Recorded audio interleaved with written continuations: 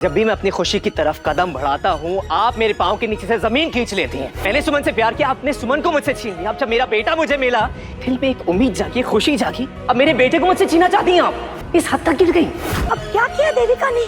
ऋषि के बालों का सैंपल मैंने डीएनए टेस्टिंग के लिए दिया था। ये देविका भाभी उसे बर्बाद करना चाहती थी ताकि मैं ऋषि से दूर रहूं। ऑलमोस्ट बर्बाद कर ही दिया था माँ। ओ प्लीज तीर्थ भैया, आपके और सुमन के फैमिली ड्रामा के पीछे पड़ने से ज्यादा मेरे पास बहुत काम है। आप शायद भूल रहे हैं मैं नमकीन का बिजनेस चलाती हूँ। इस सब फालतू चीजों के लिए ना मेरे पास टाइम नहीं है। प्लीज, मैंने कुछ भी नहीं किया। अच्छा, कुछ नहीं किया आपने? अखिल लेके आओ उसे। ये आपका पालतू था और हम सबको पता है किसी कमांड सुनता है। लैब में मिला था हमें। वो तो हम लोग टाइम से आ गए और इसको रोक लिया, पर देविका भाभी का प्लान जो है वो तो कामयाब हो जाता। हाँ देविका भाभी, मैंने कुछ नहीं किया।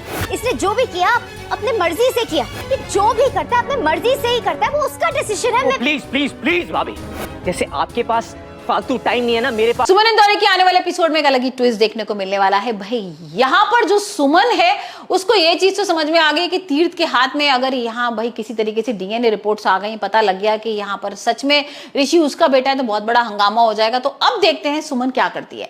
भाई अगर आपने मेरा रूप्स ब्लॉग नहीं जाके कॉमेंट किया है, लाइक नहीं किया है, सब्सक्राइब नहीं करा है, तो जल्दी जाके करिए। वैलेंटाइन डे मैंने कैसे सेलिब्रेट किया है और ये क्या हो गया वैलेंटाइन डे पर, मतलब ये तो मैंने कुछ और सोचा था, कुछ और हो गया।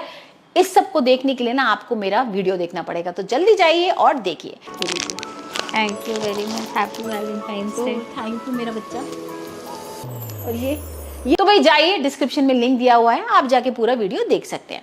मैं बात कर रही थी सुमन की, और यहाँ पर अब देखते हैं तीर्थ किस तरीके से भाई डीएनए टेस्ट वगैरह करा लेगा और यहाँ पर ये प्रूफ हो जाएगा कि ऋषि उसी का बेटा है। इससे पहले भाई यहाँ पर विक्रम ने बहुत बड़ा नाटक कर ही दिया था। विक्रम ने अपने आप को गोली वोली मारने की कोशिश की। उसे लगा कि अगर पुलिस सुमन को ले जाएगी तो बहुत कुछ गलत हो जाएगा, और यहाँ भाई वो सुमन को रोक तो लेता है, क्योंकि तीर्थ भी बोल देता है कि सुमन ने ऐसा कुछ भी नहीं किया होगा, मुझे पता है। और यहाँ पुलिस रोक तो देगी, यहाँ पर सुमन तीर्थ को धमकी देती है कि तुम मेरे बेटे से दूर रहना। लेकिन अब जो नया प्रोमो आ रहा है ना, उसमें तो कुछ अलग ही भाई यहाँ ट्विस्ट आया है। तीर्थ जो है वो केस कर देता है सुमन के ऊपर, और यहाँ पर लीगल पेपर्स लेकर आ गया है अपने ऋषि बेटे के लिए, और यहाँ पर उसकी कस्टडी मांगने आया है।